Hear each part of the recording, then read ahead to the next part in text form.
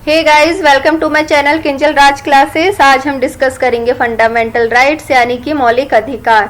ये topic guys सभी competitive exam के लिए मोस्ट इम्पोर्टेंट है और एज अ इंडियन हमें पता होना चाहिए कि कॉन्स्टिट्यूशन से हमें कौन से राइट्स मिले हुए हैं। तो चलिए आज हम अपने राइट्स देखते हैं। फंडामेंटल राइट्स यानी मौलिक अधिकार होते क्या हैं? वे अधिकार जो व्यक्ति के जीवन के लिए अनिवार्य है और यह अधिकार नागरिकों को संविधान द्वारा प्रदान किए गए हैं। जिन अधिकारों में राज्य द्वारा भी हस्तक्षेप नहीं किया जा सकता, यह मौलिक अधिकार कहलाते हैं।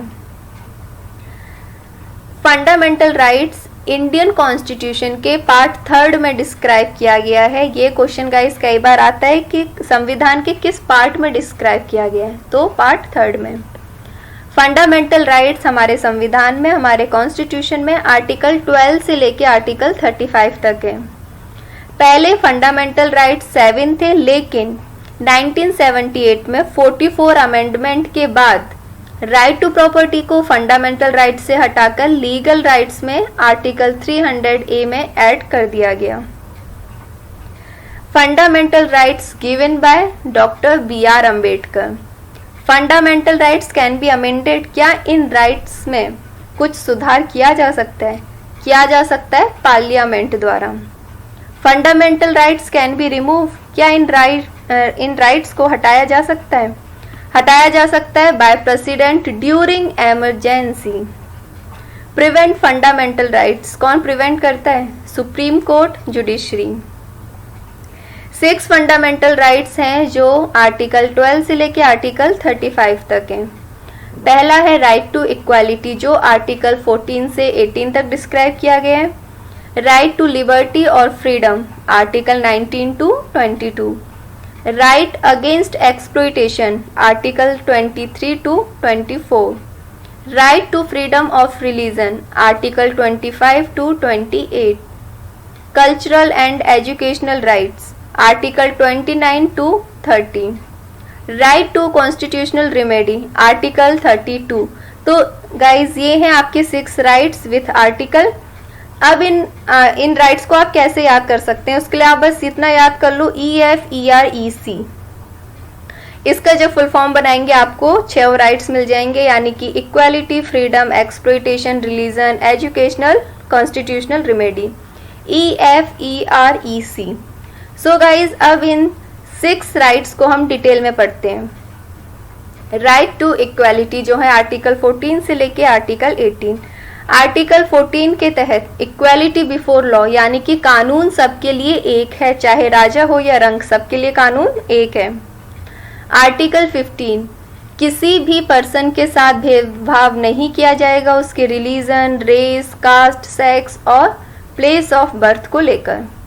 Article 16, equality in matters of public employment, राज्य के अधीन किसी पद पर नियुक्ति से संबंधित विषयों में सभी नागरिकों के लिए अवसर की समानता होगी। आर्टिकल 17, एबॉलिशन ऑफ अनटचेबिलिटी, यानी कि छुआछूत का अंत।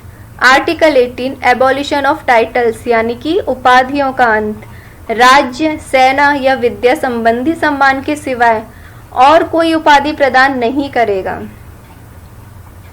सेकंड है राइट टू फ्रीडम, जो आर्टिकल 19 से 22 तक डिस्क्राइब किया गया है। आर्टिकल 19 के अंदर है freedom of speech, expressions etcetera, यानी कि बोलने की आज़ादी, शांतिपूर्वक बिना हथियारों के एकत्रित होने और सभा करने की आज़ादी, देश के किसी भी जगह जाने की आज़ादी, देश के किसी भी जगह में निवास करने और बसने की आज़ादी, कोई भी व्यापार चलाने की आज़ादी। आर्टिकल 22 से हमें मिलता है protection in respect of conviction for offence, किसी भी व्यक्ति को एक अपराध के लिए सिर्फ एक बार सजा मिलेगी। अपराध करने के समय जो कानून है इसी के तहत सजा मिलेगी, ना कि पहले और बाद में बनने वाले कानून के तहत। किसी भी व्यक्ति को खुद के विरुद्ध न्यायालय में गवाही देने के लिए बाध्य नहीं किया जाएगा। Article 21, protection of life and personal freedom, Bharat में कानून द्वारा स्थापित किसी भी प्रक्रिया के अलावा कोई भी व्यक्ति किसी दूसरे व्यक्ति को उसकी जीवित रहने के अधिकार और निजी आज़ादी से वंचित नहीं कर सकता है। Article 22, protection against arrest. अगर किसी भी व्यक्ति को हिरासत में लिया गया हो तो उसे 3 प्रकार की आज़ादी प्रदान की गई है। पहला, हिरासत में लेने का कारण बताना होगा। दूसरा, 24 घंटे के अंदर आने जाने का समय छोड़कर उसे दंडाधिकारी के सामने पेश किया जाएगा।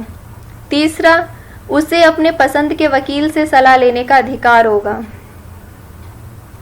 नेक्स्ट राइट जो है वो हमें मिलता है राइट अगेंस्ट एक्सप्लॉइटेशन, जो आर्टिकल 23 से आर्टिकल 24 में बताया गया है।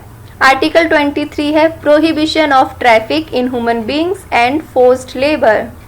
किसी व्यक्ति की खरीद, बिक्री या किसी व्यक्ति से जबरदस्ती काम करवाना दंडनीय अपराध है। जरूरत पड़ने पर राष्ट्रीय सेवा करने के लिए बाध्य किया जा सकता है। Article 24 prohibition of employment of children in factories etcetera. 14 वर्ष से कम आयु वाले किसी बालक को कारखाने या दूसरे किसी जोखिम भरे काम पर नियुक्त नहीं किया जा सकता है। नेक्स्ट है right to freedom of religion, जो आर्टिकल 25 से 28 में है। आर्टिकल 25 है freedom of conscience choose religion. कोई भी व्यक्ति किसी भी धर्म को मान सकता है और उसका प्रचार प्रसार कर सकता है। Article 26 manage religious affairs like temples, mosque, gurudwara etcetera. व्यक्ति को अपने धर्म के लिए संस्थाओं की स्थापना व पोषण करने, विधि सम्मत संपत्ति के अर्जन, स्वामित्व व प्रशासन का अधिकार है।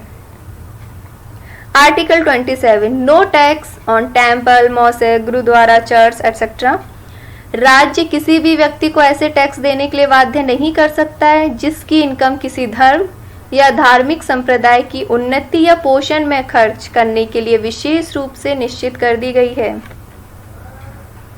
Article 28 freedom as to attendance at religious instructions और religious worship in certain educational institutions. कुछ संस्थाओं में धार्मिक शिक्षा या धार्मिक उपासना में उपस्थित होने के बारे में स्वतंत्रता दी गई है। अगला राइट मिलता है कल्चरल एंड एजुकेशनल राइट्स, जो आर्टिकल 29 से आर्टिकल 30 में है। आर्टिकल 29 है protection of interest of minorities.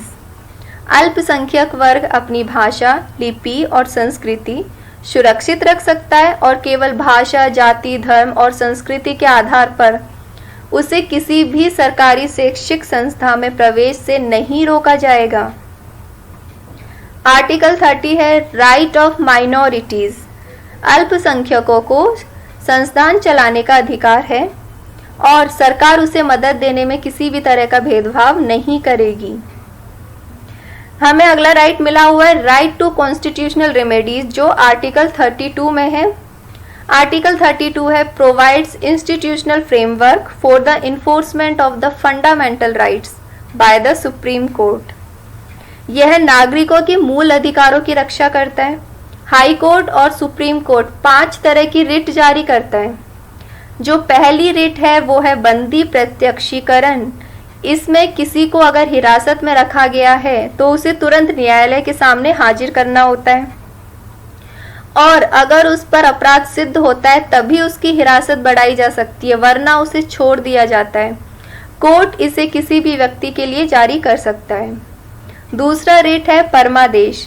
यह रिट सिर्फ सरकारी अधिकारी के खिलाफ ही जारी किया जा सकता है, वह भी तब जब सरकारी अधिकारी ने अपने कानूनी कर्तव्य का पालन ना किया हो और इसके चलते किसी दूसरे के अधिकारों को हनन हुआ हो। लेकिन यह रिट निजी व्यक्ति, गैर संवैधानिक निकाय, विवेकानुसार लिए गए निर्णय, कॉन्ट्रैक्ट पर रखे गए लोग, राष्ट्रपति और राज्यपालों और न्यायालय के मुख्य न्यायाधीशों के खिलाफ नहीं की जा सकती है।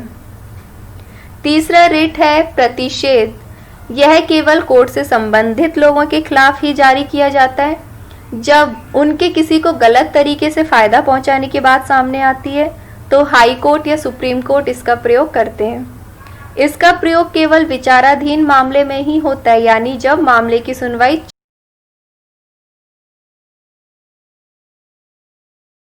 यह बड़ा कोर्ट छोटे कोर्ट के खिलाफ जारी कर सकता है। चौथा रिट है उत्प्रेषण। यह भी प्रतिषेध के जैसा ही है। इसका मतलब होता है प्रमाणित होना या सूचना देना। इसे हाई कोर्ट की अधीनस्थ न्यायालयों और प्राधिकरणों के खिलाफ ही जारी किया जाता है। अगला है अधिकार प्रश्चा। यह सुनिश्चित करने के लिए जारी किया जाता है कि किसी पद पर बैठा हुआ सरकारी कर्मचारी उस पद पर बने रहने के लिए योग्य है या नहीं। जिसके खिलाफ यह रिट जारी हुई है उसे साबित करना पड़ता है कि वह पद उसने गैर कानूनी तरीके से हासिल नहीं किया है। सो गाइज, ये था full explanation on fundamental rights. I hope आपको ये मौलिक अधिकार अच्छे से समझ में आए होंगे।